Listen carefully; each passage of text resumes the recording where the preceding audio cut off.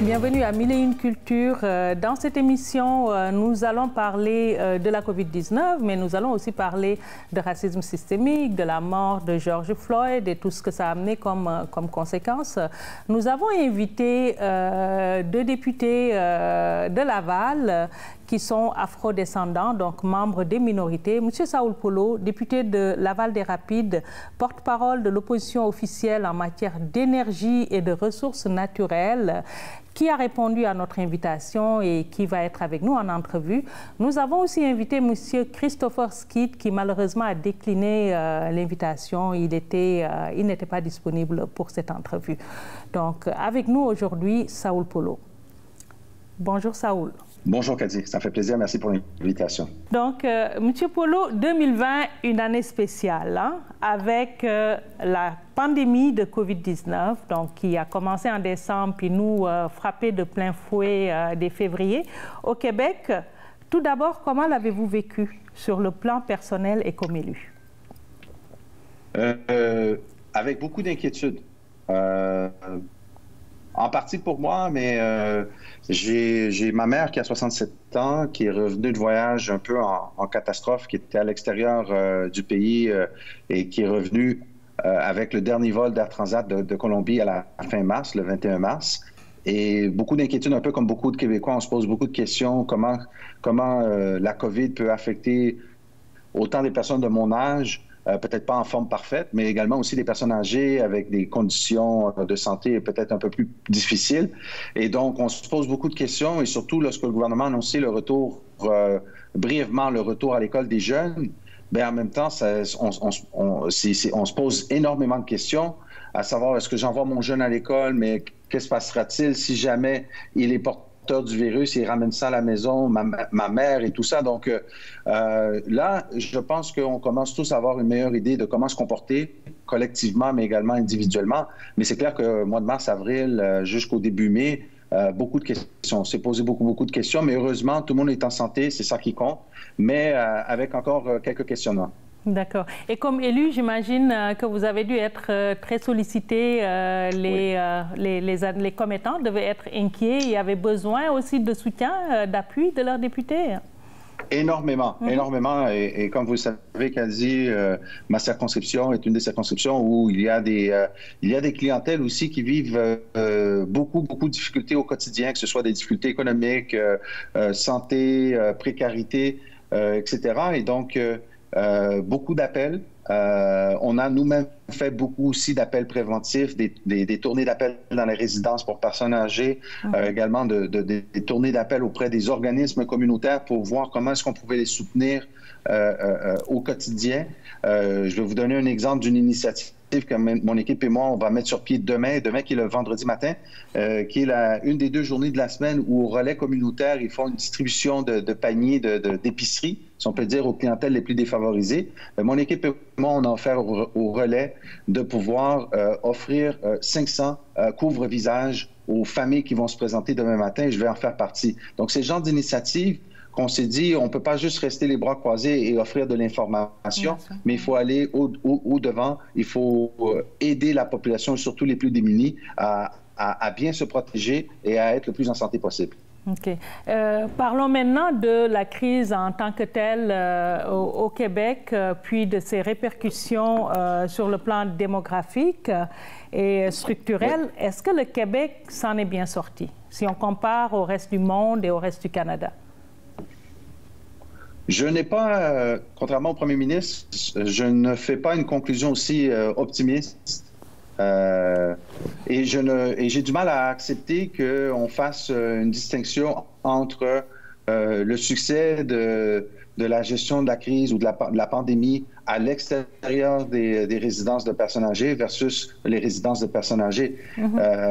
Kadi, vous savez que je suis un fan de soccer.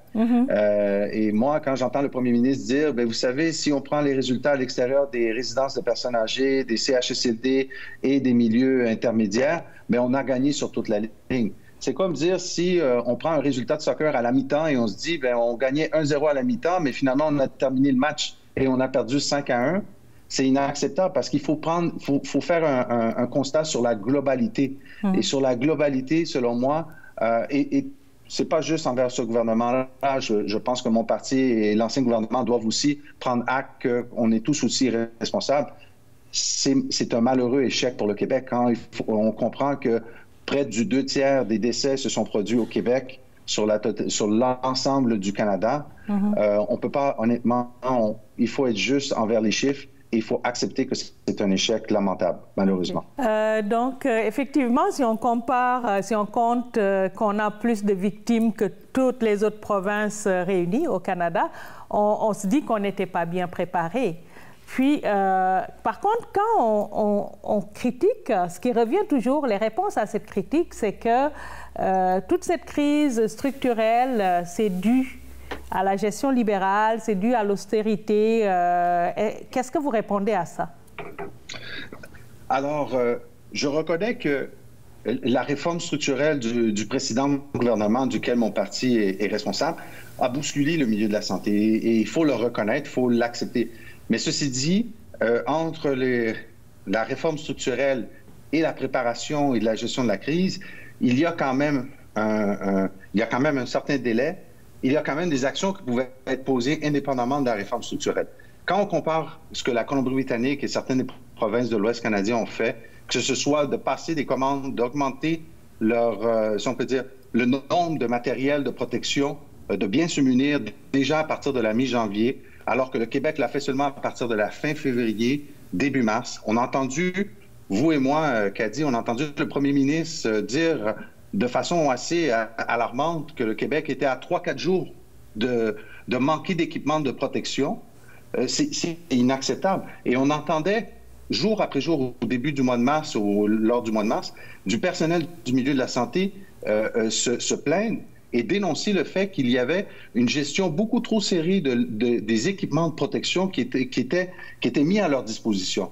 Et ça, on peut blâmer, si on le souhaite, le gouvernement précédent. Mais ça, c'est le gouvernement actuel. C'est à partir de la gestion de la crise, à partir du mois de janvier, que des gestes concrets pouvaient être posés. Et ce n'est pas seulement mon opinion. Quand on regarde ce que la Colombie-Britannique et d'autres provinces ont fait, ils ont fait une gestion préventive. Et un autre exemple d'une gestion préventive de cette crise, c'est aussi d'avoir pris la décision, comme la Colombie-Britannique l'a fait, d'éliminer les déplacements quotidiens d'une résidence de personnes âgées ou d'un CHSLD vers un autre CHSLD, parce que les constats qu'on commence à voir actuellement, c'est qu'il y avait des porteurs asymptomatiques qui se déplaçaient d'un CHSLD et allaient vers un autre et transportaient le symptôme et infectaient les résidents ou les patients de ces lieux-là. Et ça, malheureusement, il y a eu d'autres provinces qui ont décidé rapidement d'éliminer ces déplacements-là, alors que le Québec ne l'a jamais fait. Encore aujourd'hui, il y a du personnel de la santé qui se promène d'un endroit à l'autre de façon quotidienne. Donc, il y a des gestes qui auraient pu être posés certainement dès le début, des décisions qui n'ont pas été posées.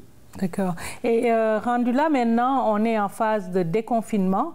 Est-ce que c'est trop rapide? Est-ce que le système risque d'être encore testé? En tant qu'élu, mais aussi en tant que parent sportif qui a peut-être hâte de retrouver son terrain de soccer, qu'est-ce que vous pensez de ce plan-là? Est-ce que c'est trop rapide?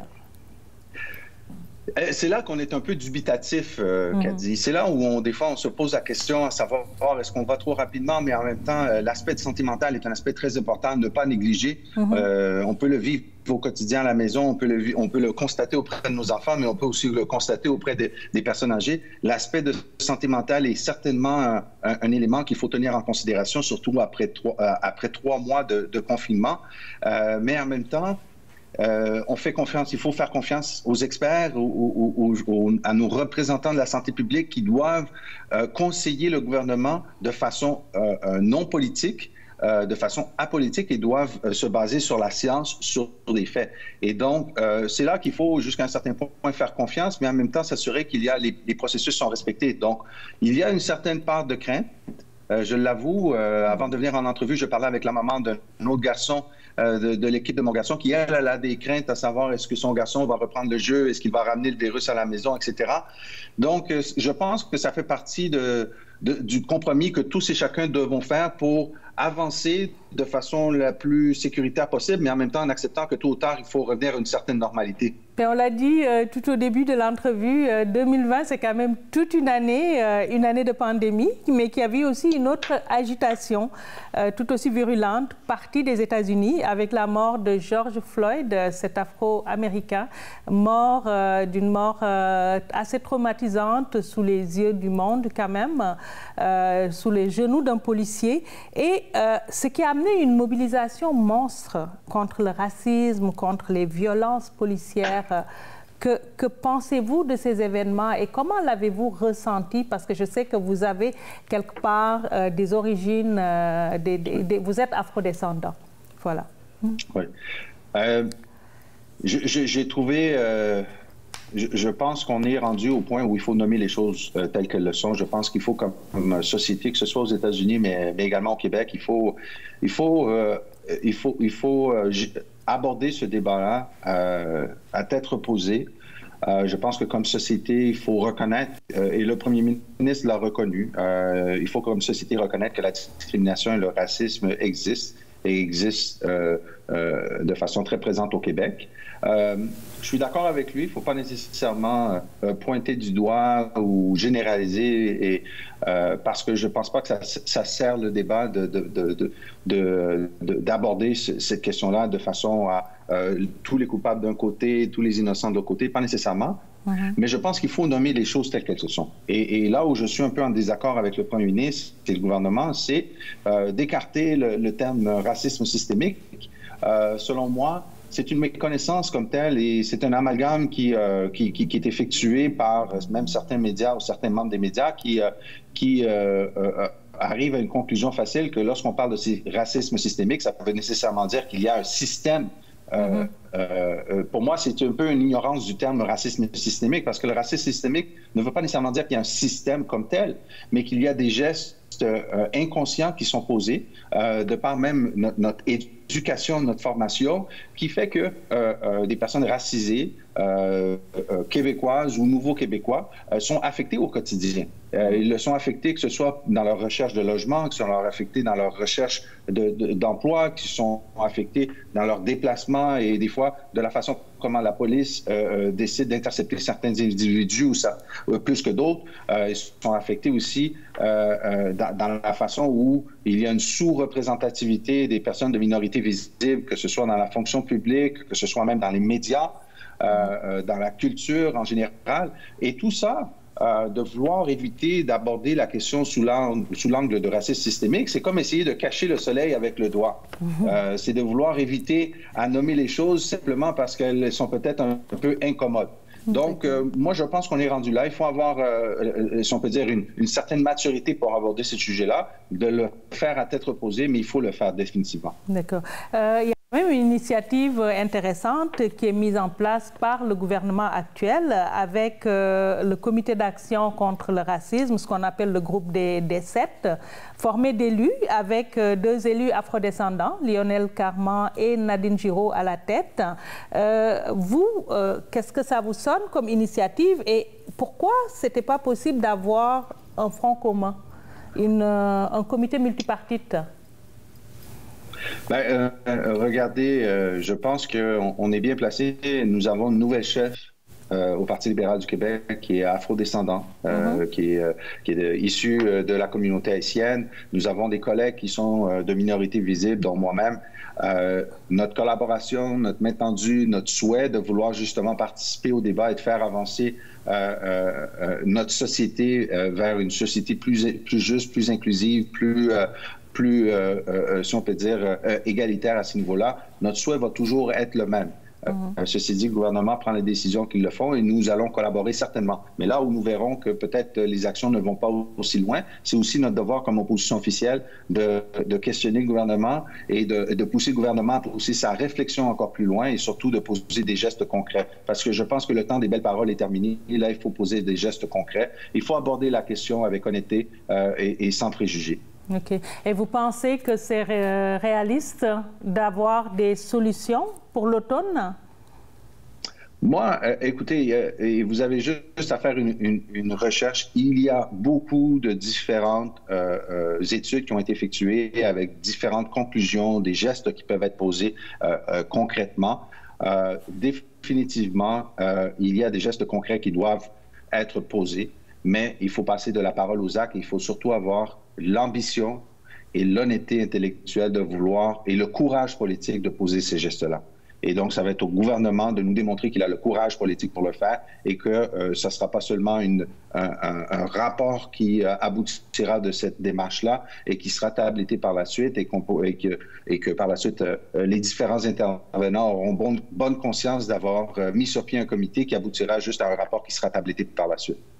Merci beaucoup, Saoul Polo, d'avoir accepté notre invitation puis d'avoir répondu à nos questions. Avec plaisir, Kadi. Merci beaucoup. Nous allons maintenant céder la place à notre chroniqueuse culture, tendance et mode, Myriam Matondo. Myriam, on dit quoi? Le confinement a changé nos vies, apportant avec lui son lot d'inquiétudes, d'incertitudes, mais aussi de créativité et d'audace. On a vu notre relation au numérique passer à un autre niveau et justement, plusieurs organismes lavallois n'ont pas donc arrêté leurs activités, mais les ont poursuivies autrement. Et tant mieux, cela nous a permis de vivre un peu mieux cette saison d'isolement social pour des raisons sanitaires. Quelques exemples d'initiatives qui ont vu le jour ou qui se sont poursuivies autrement durant le confinement. Signé Live, une initiative de Signé Laval présentant des performances d'artistes lavallois. Diffusée sur Facebook, on peut découvrir ou redécouvrir nos artistes locaux. Une belle façon de garder vivant le milieu de la culture durement affecté par la crise. Le programme des sessions est complété au fur et à mesure sur le site signélaval.com. Le mot-clic Laval en pause, une autre initiative de Signé Laval qui visait à demander aux gens de la communauté de partager leur quotidien en photo. Pendant que notre monde, justement, était en mode pause, les questions environnementales, elles, n'ont pas été confinées. C'est ainsi que l'organisme Laval en transition a poursuivi son implication en proposant des conférences en ligne pour penser l'après-crise avec des thématiques sur la solidarité communautaire, la transition écologique ou encore l'urgence climatique. Et que dire des organismes venant en aide aux victimes de violences conjugales? Ils n'ont pas cessé de soutenir les personnes dans la communauté en temps de pandémie. Les maisons accueillant par exemple des femmes victimes avec le CIS de Laval ont même mis sur pied un centre d'hébergement temporaire afin de prévenir une propagation du virus au sein des maisons d'hébergement. Ces deux entités ont demandé au gouvernement de rendre accessibles des tests de dépistage réalisables dès l'arrivée des femmes à la maison d'hébergement temporaire. Enfin, on ne peut plus passer à côté du désormais célèbre « Ça va bien aller ». Cette petite phrase accompagnée d'un arc-en-ciel a fait son apparition dans nos quartiers comme un cri de ralliement, d'espoir, mais aussi un socle qui nous permet encore de tenir bon face à la crise sanitaire. Le déconfinement progressif est maintenant bien amorcé, tandis que les initiatives numériques se poursuivent, certains lieux culturels rouvrent tranquillement leurs portes. La prochaine fois, je vous parle de comment la Covid-19 va enrichir la langue française. À la prochaine et prenez bien soin de vous. Dans la seconde partie de cette émission, nous recevons Daniel Bellegarde, musicien, percussionniste, musicologue aussi quelque part, qui donne des cours à des jeunes qui travaillent beaucoup avec les artistes, les enfants autistes. Bonjour Daniel. Bonjour. Voilà. Hadi. Oui, Daniel, on va parler un peu de cette crise. Comment les artistes comme vous l'ont vécu? Ça a dû être quelque chose pour vous, la COVID-19? Oui, quand même. Oui. Parce que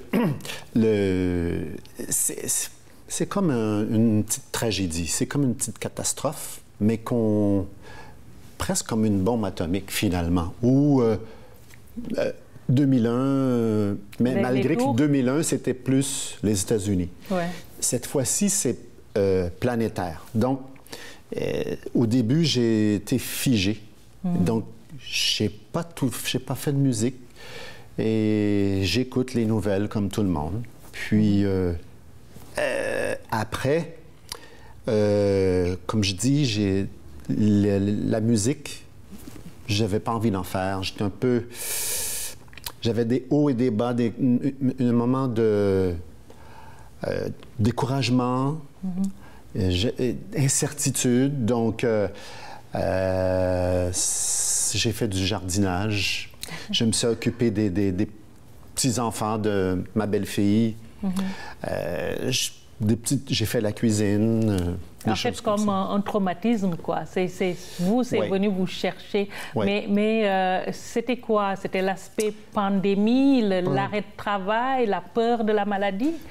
Oui, un peu tout ça. Puis aussi, c'est bon, bien évidemment, j'avais plusieurs contrats dans les écoles.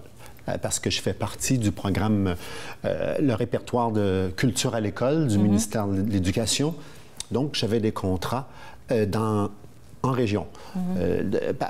La Charlevoix, la région de la Côte-Nord, la moyenne Côte-Nord, l'Abitibi. Et donc, je me suis senti comme dans l'incertitude de ne pas avoir d'argent, mais en même temps, ça a été un moment de réflexion aussi. Parce que je me suis dit, on est rendu sur notre planète, voilà ce qui arrive.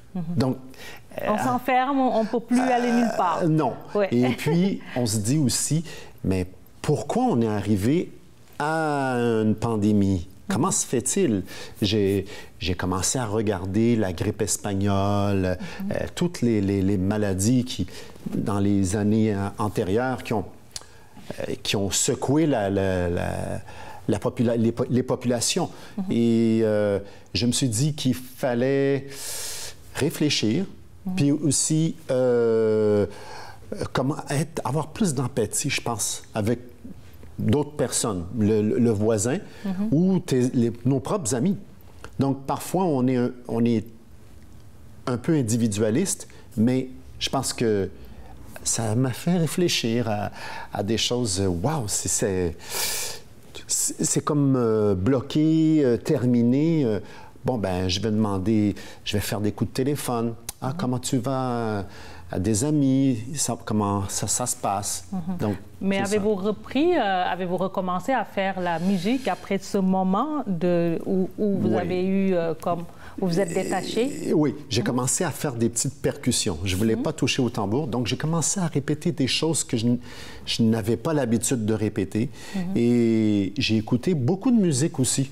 D'accord. Beaucoup de la musique du Cap-Vert. Beaucoup. J'ai découvert plein d'artistes. Et puis, j'ai commencé à répéter tranquillement les petites percussions. Et pas plus tard qu'il y a 10 jours, j'ai pris la décision de commencer mon travail pour un deuxième album. D'accord. Et ça m'a fait tellement de bien juste d'aller à un studio, de voir mon ami Sacha Daoud dans son studio, puis on travaille. Et ça m'a redonné vie, en fait. D'accord. Parce que j'étais mort. Ouais. Mais la vie après Covid ne sera plus la même pour les artistes. La ministre de la Culture parle de se réinventer. Comment vous allez vous réinventer? Puis, avez-vous eu des subventions? Comment êtes-vous aidé, en fait? Moi, j'ai simplement, au tout début, j'ai demandé le PCU parce que j'étais un peu en moment de panique. Mais heureusement, dans les programmes des écoles, j'ai réussi à avoir... mes contrats ont été honorés. Mais maintenant, qu'est-ce qui se passe? Bien évidemment, moi, je ne crois pas à le numérique. Peut-être je suis un petit peu, comme ils disent ici, old-fashioned, mais j'ai vu des artistes connus que j'aime bien et que